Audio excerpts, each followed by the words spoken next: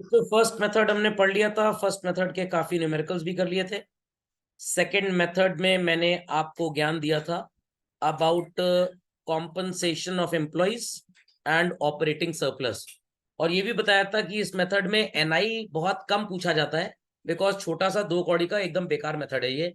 यहाँ पे ज्यादा न्यूमेरिकल्स आपके कॉम्पनसेशन ऑफ एम्प्लॉइज के बनते हैं। Got it clear? खैर चलिए, रेडी एवरीबडी? आपको क्वेश्चन नजर आ रहा होगा। चलो, from the following calculate national income using income method. मिल गया सबको? Children, question is well visible to all? चलिए, तो क्वेश्चन कॉपी करना चाहते हैं तो कॉपी कर लीजिए, कोई प्रॉब्लम की बात नहीं है। मैं आपको सीधे बोलूंगा सोल्यूशन के लिए। तो वेरी क्विकली बच्चों, draw a format having particulars and detail column.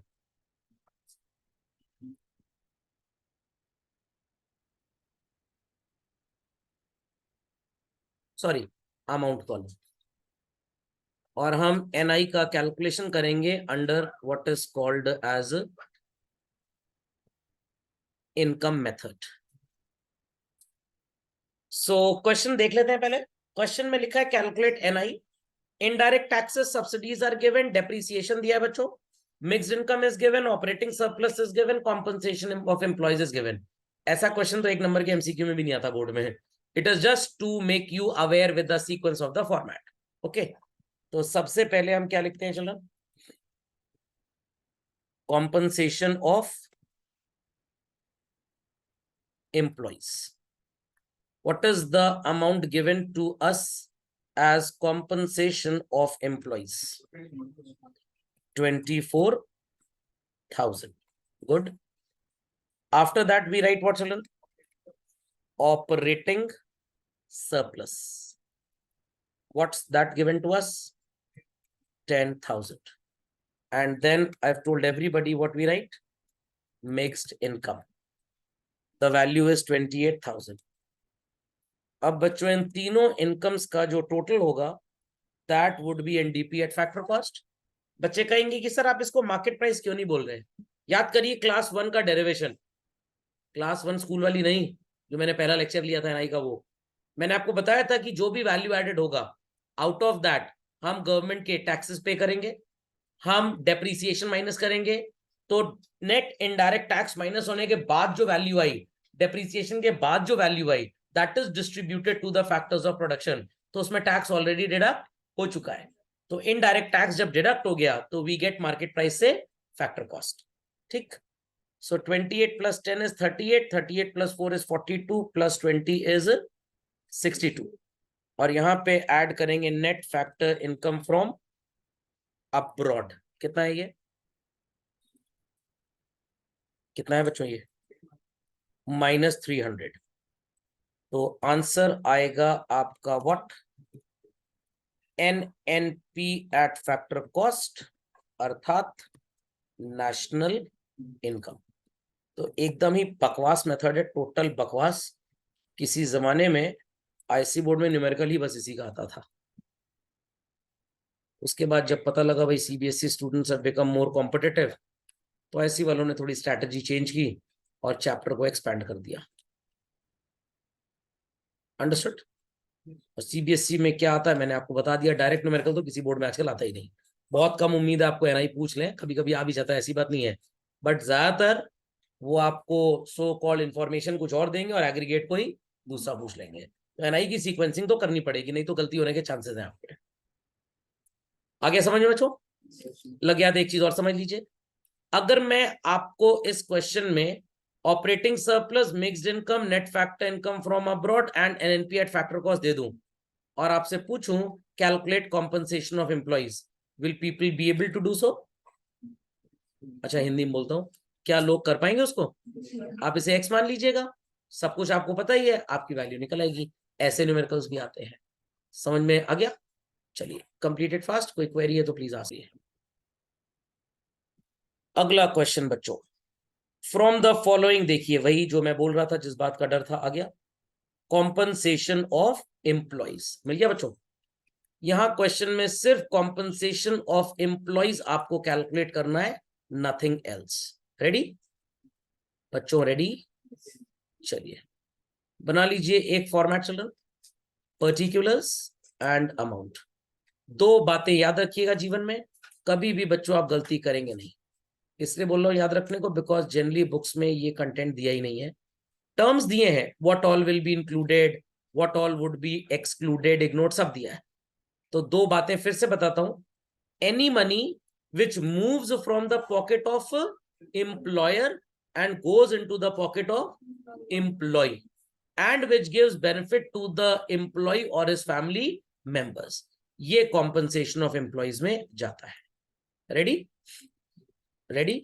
किसी भी टर्म को जब आप पढ़ेंगे तो बस ये दो बातें याद रखिएगा, ठीक है बच्चों? Value of free medical benefits, दवाई हमने फ्री में अपने एम्प्लॉय को दे दी, या हॉस्पिटल में वो एडमिट हुआ, जमा हो गया मतलब मेरी भाषा में, और वहां पे उसका इलाज हुआ, दवाइयां फ्री में दी गई हैं उसको, तो this will be included in compensation of employees और not?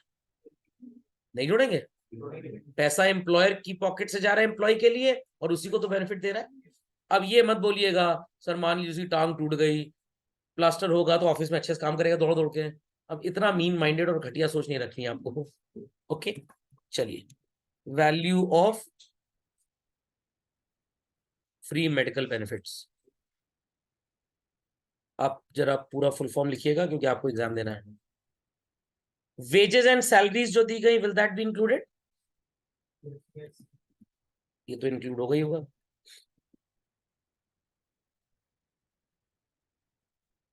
Value children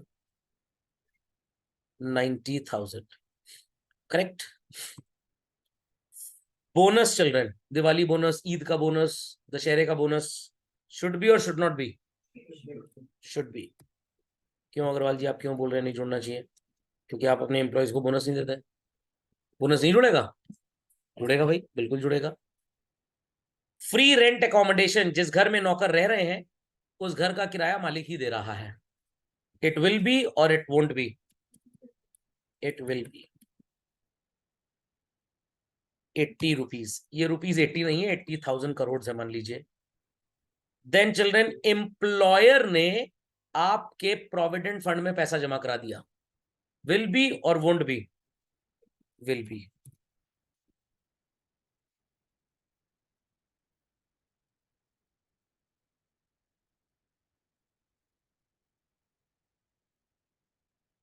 how much?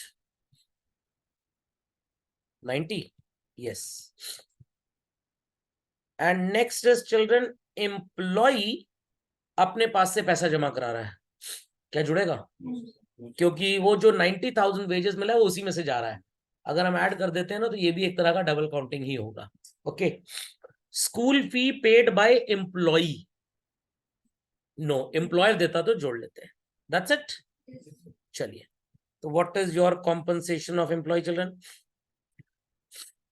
90,000 9290 plus 2,000 92,920 plus 750 plus 80 plus 90, yes, very good, 92,920।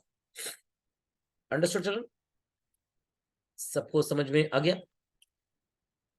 Is it very difficult? तो no need to mug up any term, बस दो लाइनें याद रखिए। Money should move from the pocket of the employer to the pocket of the employee and giving benefit to him और his family members. समझ में आ गया? पक्का? तो घूमने टहलने के लिए एम्प्लॉयर ने अगर आपका ट्रेन का टिकट बुक कराया तो ये कॉम्पनसेशन ऑफ एम्प्लॉय है, बट ऑफिस की मीटिंग या टूर के लिए आप जा रहे हैं तो ये कॉम्पनसेशन ऑफ एम्प्लॉयज नहीं है। समझ में आया कि नहीं? पक्का? चलिए, done children? Everybody, should I clear the screen? कर लिया सबने? चलिए नेक्स्ट। अब सर ये क्या पूछा जा रहा है हमको? आपको पूछा जा रहा है operating surplus. What? Operating surplus.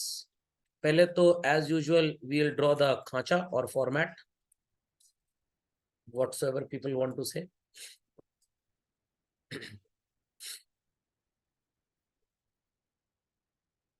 particulars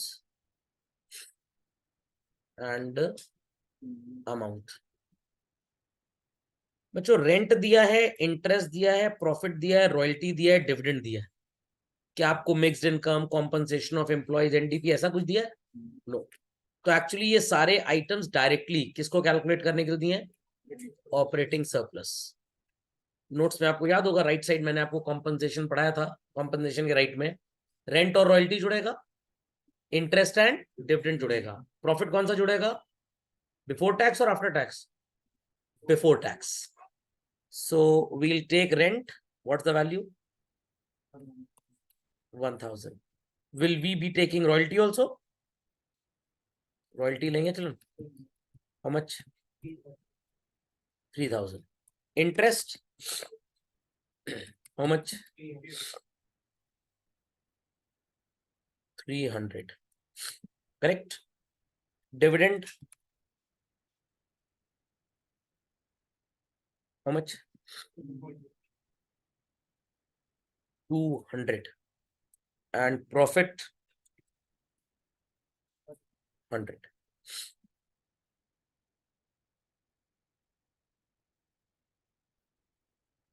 That's it. What's the total coming?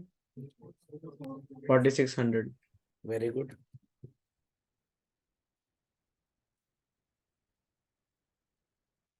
Easy?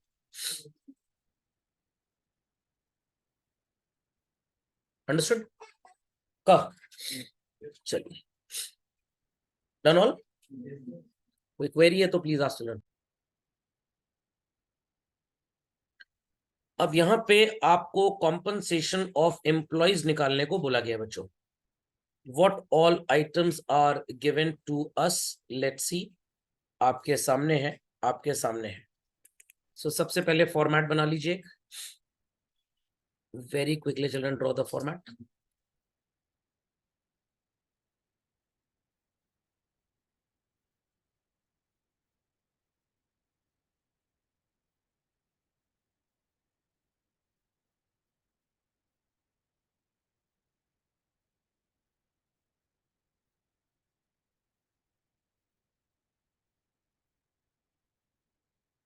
Particulars and amount. So बच्चों रेंट दिया है, इंटरेस्ट दिया है, प्रॉफिट दिया है, रॉयल्टी दिया है, डिविडेंड दिया है। ये सारे आइटम्स किस तरफ इंक्लाइंड हैं? Operating surplus. Mixed income is also given to you and NDP at factor cost भी दिया हुआ है। NDP at factor cost. तो सर क्या करेंगे? जो ओरिजिनल फ्रेमवर्क था आपका, आप उसको कॉपी करेंगे। जो ओरिजिनल फ्रेमवर्क था एनआई सेकंड मेथड में निकालने का। सबसे पहले क्या लिखते थे children?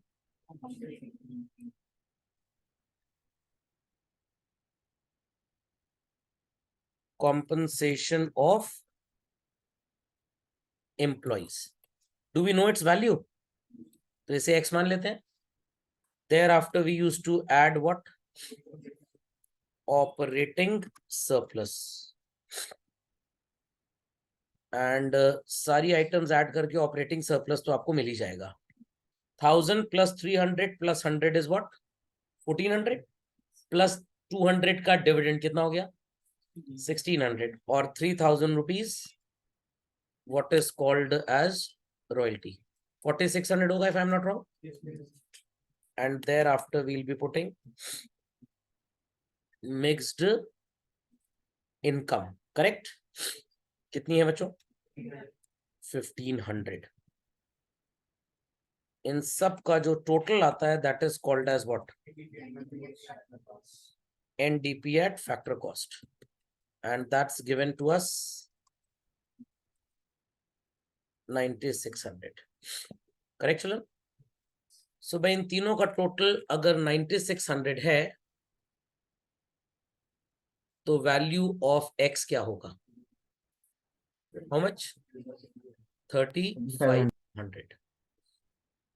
Understood children how it is to be judged? चलिए, let's see, do we have some more numericals on this? चलिए दूसरा टेक्स्ट ओपन करते हैं बच्चों। सो बच्चों ये तो सेकंड मेथड मैंने आपको पूरा पढ़ाई दिया है, तो इसकी एक बार रीडिंग कर लीजिएगा अगर आपका मन हो, else we have covered everything. यहाँ पे आपको भी सो कॉल्ड सारी चीजें वैसी दी हुई है। compensation of employees operating surplus already been told. Mixed income ये भी आपको बता दिया मैंने, तो इसमें कुछ खास है नहीं. Items included excluded क्या क्या आएगा नहीं आएगा ये भी ऑलरेडी डायरेक्टली कवर हो गया. एसेट टेस्ट इसको आप करेंगे. चलिए क्वेश्चन नंबर 5 मिला सबको. National income is to be calculated children, और कौन से मेथड को यूज करने को बोला गया? Income method. बट आपको कुछ data that I am crossing ऐसा भी दिया हुआ है जिससे आपको यहाँ पे कोई लेना देना नहीं है. सर वो डेटा किस मेथड का है? फर्स्ट का तो लग ही नहीं रहा ना, सेकंड का है, तो होना हो किसका होगा? थर्ड मेथड का. तो आपको एग्जाम में कभी कभी दो मेथड से एनआई कैलकुलेट करने को ही बोल सकते हैं. डेफिनेटली आंसर उनका एकदम सेम आएगा. तो ये जो मैंने डेटा क्रॉस किया है children, this is of third method basically. Ready everybody? चलिए चार्ट बनाना स्टार्ट करेंगे सब लोग. First and foremost we'll write compensation of employees followed by operating surplus followed by what children? Mixed income. The answer we get is NDP at factor cost. Then we'll be adding net factor income from abroad. Answer आएगा NNP at factor cost और national income. समझ गए बच्चों? समझ गए? चलिए ready. Let's put the values one by one and see to it what is the final answer. तैयार हैं सब लोग? Do we have compensation of employees given in the question? How much children? 1000. So we'll put how much? 1000. Operating surplus directly दिया हुआ है कहीं पे? नहीं दिया. बट इंटरेस्ट दिया है, रेंट दिया है, प्रॉफिट दिया है बच्चों, उसके आइटम्स दिए हुए हैं. यस और नो? तो we should add them. 250 plus 150 is how much? 400 plus 640 1040. Do we have mixed income given to us in the question? Answer नहीं, मिक्स्ड इनकम जैसा कुछ भी नहीं है, तो इसको डैश कर दीजिए. So this is 2040. Correct children? Net factor income from abroad is given 30. So what's the final answer? 2070. समझ गए सब लोग? पक्का? कंफर्म? चलिए अपडेट फास्ट. कोई क्वेरी है तो प्लीज आस्क. चलिए आगे चलते हैं बच्चों. Question number 6. अब देखिए क्वेश्चन कितना इरिटेटिंग है. कह रहा है जीडीपी एट मार्केट प्राइस निकालो. किस मेथड से? इनकम मेथड से. 99% बच्चे सोचते हैं तो क्वेश्चन ही गलत है, उनकी बुद्धि में ज्ञान गलत है बेसिकली. पहले तो आप एनआई इनकम मेथड से कैलकुलेट कर लीजिए, फिर बीच में किसी रिश्तेदार को पकड़ लेंगे हम लोग. ठीक है? Ready everybody? चलिए तो जीडीपी एट मार्केट प्राइस निकालना है, बट पहले हम जरा एनआई का फ्रेमवर्क तैयार कर लें. रेडी? लिख दीजिए बच्चों COE, then operating surplus, then mixed income. Answer is NDP at factor cost. ये MI जो है ये मैंने रेडमी वालों को पढ़ाया था, उन्होंने फोन का ब्रांड बना दिया इसको. Thereafter we'll add net factor income from abroad. क्या आ जाएगा? NNP at factor cost. ठीक, तो पहले तो मैं 1 2 काट दूं, सो कॉल्ड इंपोर्ट एक्सपोर्ट काट दूं, 8th पॉइंट काट दूं, so called 9th 10th 11th काट दे, 13th काट दे. सर क्यों काट दिए इतना ढेर सारा? ये सब थर्ड मेथड में चलेगा. कौन सा? 14. ये भी बकवास है. चलिए मिल गया सबको? कॉम्पनसेशन ऑफ एम्प्लॉय नजर आ रहा है आपको कहीं पे बच्चों? How much? चलिए 240. Very good. ऑपरेटिंग सरप्लस नजर आ रहा है? कुछ नहीं नजर आ रहा? एक साथ दिया है बच्चों, rent interest and profit. How much? 90. Fixed income of self employed दिया हुआ है. जो लोग खुद जॉब में भी नहीं है, अपना ही कुछ काम कर रहे हैं. क्या कर रहे हैं? God knows. इनको बोलते हैं सेल्फ एम्प्लॉयड. क्या बोलते हैं? Self employed. तो सर फिर सोल प्रोप्राइटर कौन होता है? वो रजिस्टर्ड बिजनेसमैन होता है। जो अनरजिस्टर्ड सोल प्रोप्राइटर होता है उसको हमारे हिंदुस्तान में सेल्फ एम्प्लॉयड बोला जाता है। Got it? Sonu Nigam self employed है, ओके, गाना गाते हैं, पैसा कमाते हैं। तो ये कितना दिया हुआ है चिल्ड्रन हमको? 280। Add up all three, add up all three children. 240 plus 90 is 330, 610. Net factor income from abroad दिया हुआ है -5, ये कितना आएगा चिल्ड्रन? 605। अब क्वेश्चन क्या कह रहा था कैलकुलेट करने को? GDP at market price. ध्यान से मेरी बात सुनिएगा बच्चों, हमारे पास एनडीपी एट फैक्टर कॉस्ट है। इस एनडीपी एट फैक्टर कॉस्ट को कन्वर्ट करते हैं किसी तरह से एनडीपी एट मार्केट प्राइस पे। एक बार वो आ जाएगा तो एनडीपी एट मार्केट प्राइस को किस पे कन्वर्ट कर देंगे? चलो जीडीपी एट मार्केट प्राइस पे, समझ गए? तो एनडीपी एट मार्केट प्राइस आप कैसे निकालेंगे? एनडीपी एट फैक्टर कॉस्ट है, मार्केट प्राइस चाहिए, किस चीज का डिफरेंस होता है children? Net indirect tax. Indirect tax 90 है और सब्सिडी 10 है, तो नेट इनडायरेक्ट टैक्स कितना हो जाएगा? 80। फैक्टर कॉस्ट से मार्केट प्राइस पे आना है बच्चों, क्या करेंगे?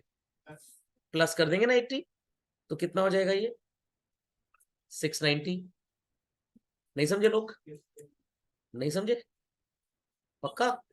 तो जैसे हम वो ट्रेन का टिकट बुक कराते हैं ना, डायरेक्ट टिकट नहीं मिलता तो दूसरे स्टेशन से लेते हैं, बस वही अकल यहाँ पे आपको लगानी है। अब एनडीपी एट मार्केट प्राइस और जीडीपी एट मार्केट प्राइस में मार्केट प्राइस सेम है, डीपीडीपी सेम है। नेट डोमेस्टिक को ग्रॉस डोमेस्टिक करना है, नेट से ग्रॉस पे आना है चिल्ड्रन, क्या ऐड करेंगे? Depreciation. Do we have depreciation given in the question? जिन्होंने रिवीजन किया होगा बता पाएंगे। कंजम्पशन ऑफ फिक्स्ड कैपिटल कितना है? 40। तो children what is 690 plus 40? 730। Got it? Is it a very great rocket science? पता नहीं लोगों को एनआई का न्यूमेरिकल क्यों डिफिकल्ट लगता है, मेरे को समझ में नहीं आता, क्योंकि उनके पास ये ट्रिक नहीं होती है कि कुछ भी हो पहले तो भंडारा खाने गुरुद्वारे में जाएंगे ही जाएंगे, बाद में आइसक्रीम भी देख लेंगे बास्किन रॉबिन्स की, वो भंडारे में तो नहीं मिलेगी ना। समझ में आ गया? और अगर मिलने लग जाए तो लोग आइसक्रीम ही खा लेंगे भंडारे में और कुछ नहीं खाएंगे। Done all? समझ गए बच्चों? Done all? चलिए, question number 7 is visible to all children. चलिए, इतनी मैंने हेल्प कर दी, अब थोड़ा तो आप खुद से भी कर सकते हैं। कितना मेरा एहसान लेंगे आप? मेरे मरने के बाद आत्मा आप ही यहाँ भटकेगी फिर। तो पहले तो ट्रिक बता देता हूँ बस, पहले पूरा एनआई की दुकान सजा लीजिए, फिर जीडीपी एट मार्केट प्राइस निकालना है। Start. So first and foremost, it is compensation of employees, followed by operating surplus, followed by MI gives us what? NDP at factor cost. Then we'll add net factor income from abroad. It is NNP at factor cost or NI. So compensation of employee is given children 13,363. हो गया ये? Then mixed income चलिए पहले नजर आ गई तो लिख लेते हैं 16,112.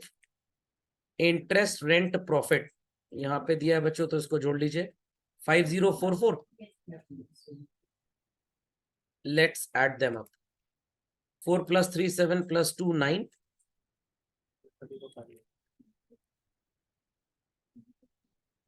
It's 9 children. 6 4 10 and 1 11.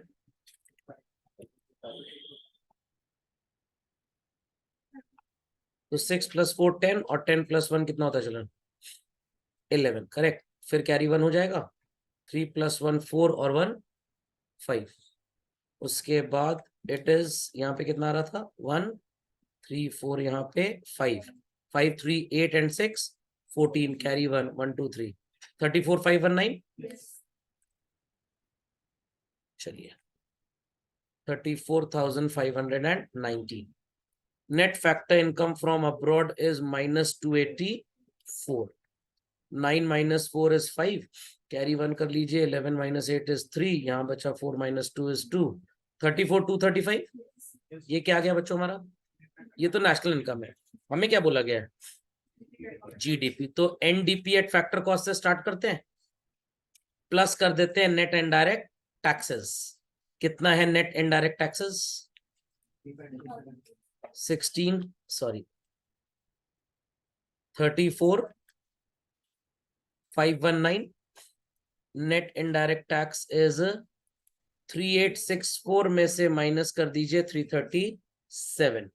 3864 minus 337 3527।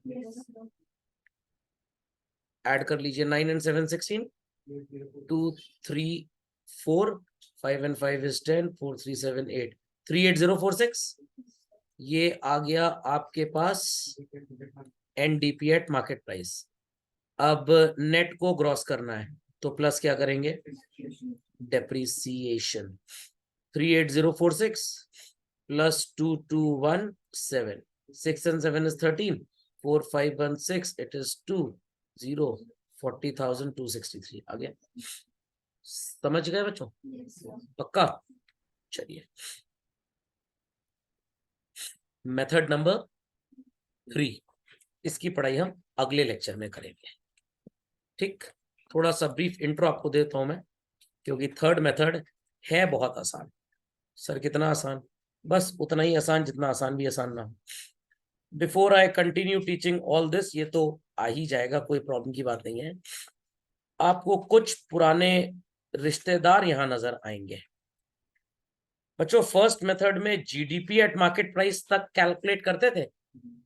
Value of output में प्लस क्लोजिंग माइनस ओपनिंग और minus cost of intermediate consumption. GDP at market price के बाद इट इज ऑल सेम। जैसे होता नहीं, पार्टी से वापस जा रहे हैं, फ्रेंड से बोला तुम हमें वहां तक छोड़ दो, बाकी हम घर चले जाएंगे अपना, आगे से हमको रास्ता पता है। बस ये वही है। तो जो आप value of output minus intermediate consumption करते हैं children, that is basically this composition. Private final consumption expenditure, government final consumption expenditure, gross domestic exports, sorry capital formation and net export. ये 4 डेटा आपको नया पढ़ना है, बाकी सब कुछ पुराना है। और सिर्फ इसीलिए मैंने आपको सर्कुलर फ्लो में 4 सेक्टर मॉडल पढ़ाया था। वैसे तो वो सीबीएसई के सिलेबस में है नहीं, बट अगर बच्चे वो नहीं पढ़ते तो उनको ये वाला मेथड समझ में नहीं आता। बड़ा अजीब सिलेबस है, वहां हटा दिया, यहाँ कहते हैं पढ़ा दो, पागल बनाते हैं। समझ में आया? जैसे घर वाले, सब कुछ तुम्हारा है, पापा आईफोन ले दीजिए, अरे पैसे मत बर्बाद करो। लॉजिक समझ में आया कि नहीं? चलिए भाई, चलिए। लोग भी सोचते होंगे सर का कोरिलेशन बड़ा भयंकर रहता है। स्टैट्स में कोरिलेशन बड़ा ठीक से पढ़ा था मैंने। तो ध्यान दीजिएगा बच्चों, सबसे पहले हम 4 प्रजातियों में पूरी दुनिया को डिवाइड कर देंगे। कौन सी 4 प्रजातियां? हम और आप, household, we are not holding the house, individual. Businessman will be called as firms, Modi ji will be called as government, and Joe Biden, Russia and all that rest of the world. अब आपको ये check करना है कि कौन समोसा खाएगा, कौन कपड़े खरीदेगा, कौन घर खरीदेगा, कौन फैक्ट्री खरीदेगा। कहने का मतलब which type of expenditure they are suppose to do. तो बच्चों जो रोजमर्रा के जीवन में खर्चा होगा, मतलब रोजमर्रा के सर, अरे डे टू डे लाइफ भाई, रोजमर्रा के जीवन में जो खर्चा होगा that is known as consumption expenditure. और जो हम खर्च करें एक बार, बेनिफिट लॉन्ग टर्म दे दें, या हम 2 4 10 साल में एक बार खर्च करेंगे। सर जैसे आपकी मम्मी के लिए ज्वेलरी खरीदना, जैसे आपकी मम्मी के लिए नया फ्लैट खरीदना, पापा के लिए रियल एस्टेट में इन्वेस्टमेंट करना, ये सब होता है इन्वेस्टमेंट एक्सपेंडिचर। बिजनेसमैन ने एक नई फैक्ट्री सेटअप कर दी, एक नया प्लांट लगा दिया फैक्ट्री में, ये फर्म्स का so called investment expenditure. Government ने 5 नए रेलवे स्टेशन, 15 नए एयरपोर्ट्स, 2 नए डैम्स, 4 नए न्यूक्लियर रिएक्टर्स, ज्यादा हो गया क्या? Got it clear? और मान लीजिए सो कॉल्ड 6 नई वंदे भारत ट्रेन चला दी, ये गवर्नमेंट का इन्वेस्टमेंट एक्सपेंडिचर। और इनको मेंटेन करने में जो गवर्नमेंट अपने एम्प्लॉइज को सैलरीज एंड ऑल देती है, जो खर्चे होते हैं, दैट इज कंजम्पशन एक्सपेंडिचर। अब मजा आने वाला है। जो बिडेन साहब ने बुलाया था अपनी 50th मैरिज एनिवर्सरी में, हम गए थे। हमसे कहने लग गए पेंटागन खरीद लीजिए हमारा, वर्ल्ड ट्रेड सेंटर खरीद लीजिए, जब पता लग जाएगा अलकायदा वालों को कि आपके नाम पे, तो हिम्मत नहीं पड़ेगी। समझ में आ गया? 2 4 स्टूडेंट्स वहां पे भी होंगे मान लीजिए, खोपड़े में बात गई, तो इज्जत करते हैं, तो मैंने खरीद लिया बच्चों। क्या ये काम हम डेली करेंगे, रोज करेंगे? नो। ये हुआ हम हिंदुस्तानियों का विदेश में इन्वेस्टमेंट एक्सपेंडिचर। जो बिडेन साहब इंडिया आए थे, टॉयलेट मूवी देखी अक्षय कुमार की, और यहाँ के सुलभ शौचालय खरीद के ले गए, मतलब ओनरशिप उनकी हो गई। ये जो बिडेन साहब का इन्वेस्टमेंट एक्सपेंडिचर है। जो बिडेन साहब गुजरात गए घूमने टहलने, बिजनेस अपॉर्चुनिटी देखने, फिर महाराष्ट्र चले गए, यूपी भी आ गए, एमपी बिहार भी गए, और 2-4 खेत खलियान खरीद डाले, ताकि अगर अमेरिका से भगाए जाए डोनाल्ड ट्रंप की तरह तो यहाँ की खेती बाड़ी करें। तो ये बिडेन साहब का इन्वेस्टमेंट एक्सपेंडिचर है। और घूमते टहलते थोड़ी कोल्ड ड्रिंक वोल्ड ड्रिंक पी ली उन्होंने, समोसा खा लिया, थोड़ा सा चूरन वूरन भी खिला दिया मैंने उनको, आम पापड़ खिला दिया, चुरमुरा खिला दिया, सड़े तेल के छोले भटूरे मैंने खा लो, इंजेक्शन उतना कारगर नहीं है कोविड का जितने ये हैं, और वो समोसा नाली के पानी की चटनी वाला जो होता है सब खिला दिया उनको। This is Joe Biden's consumption expenditure. I hope so सबको समझ में आ गया कायदे से, समझ में आ गया, इतने कायदे से कोई नहीं समझाएगा। ओके, तो जो खर्चे रोजमर्रा के जीवन में हम लोग करें वो कंजम्पशन एक्सपेंडिचर, और जो कभी कभी करें वो इन्वेस्टमेंट। तो मेरे जैसे टीचर के लिए लैपटॉप खरीदना, डिजिटाइजर खरीदना, मोबाइल फोन लेना, टैबलेट खरीदना, जो मेरे प्रोफेशन में काम आते हैं और लॉन्ग टर्म काम आएंगे, इट इज इन्वेस्टमेंट। हर महीने सो कॉल्ड जूम का 439 रुपीज पे करना, हर महीने इंटरनेट चार्जेस पे करना, dusting cleaning of the area where offline classes are held and all that, ये सब क्या होगा बच्चों? Consumption expenditure. समझ में आई बात कि नहीं? पक्का। ये जो कंजम्पशन एक्सपेंडिचर हाउस होल्ड का होता है और जो फर्म्स का होता है बच्चों, इनको हम कैटेगराइज करेंगे। कैसे करेंगे सर? गवर्नमेंट का जो होता है इसको भी कैटेगराइज करेंगे। कैसे करेंगे sir? Rest of the world होता है इसको भी करेंगे। कैसे करेंगे सर? सब बताया जाएगा, बिल्कुल परेशान होने की जरूरत नहीं है। तो सबसे पहले स्क्रीन पे आपको जितना नजर आ रहा है बच्चों, इतना झटपट लिख लीजिए अपनी कॉपी में, वेरी क्विकली। तो बच्चों अब ये एक्सपेंडिचर का मेजरमेंट कैसे होगा, ये कहानी बहुत मजेदार है वही बकवास 2 कौड़ी की, सिर्फ बच्चों को डराने के लिए कंटेंट को हाइप क्रिएट कर दिया गया है। टाइप ऑफ एक्सपेंडिचर की 2 प्रजातियां हैं बच्चों। Day to day is consumption, और जो लॉन्ग टर्म बेनिफिट दे वो investment. For household and firms, I repeat children, for household and firms, ये लोग जो रोजमर्रा के जीवन में पैसा खर्च करेंगे, इसे क्या बोलते हैं? Private final consumption expenditure.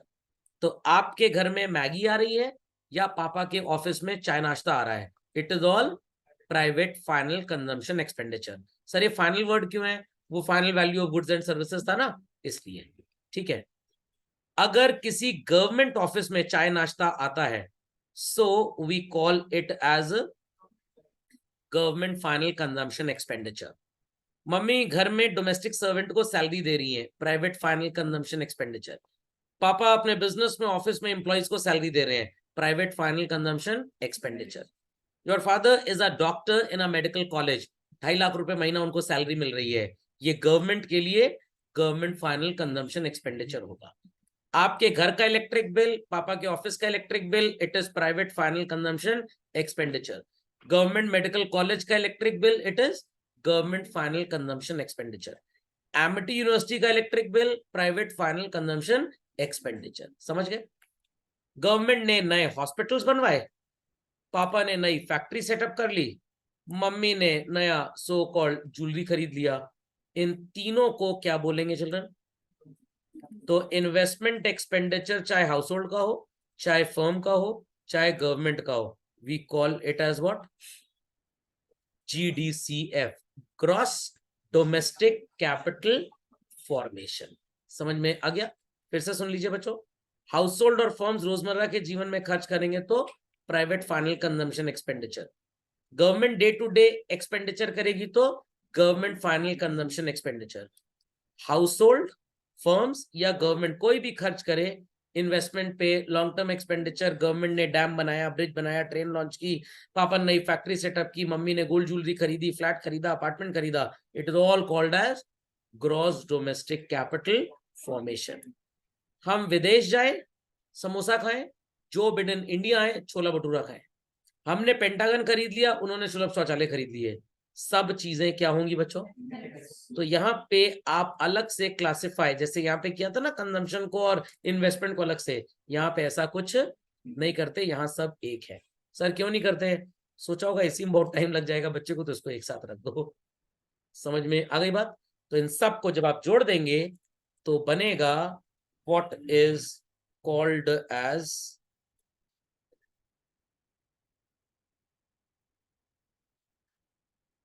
GDP at market price.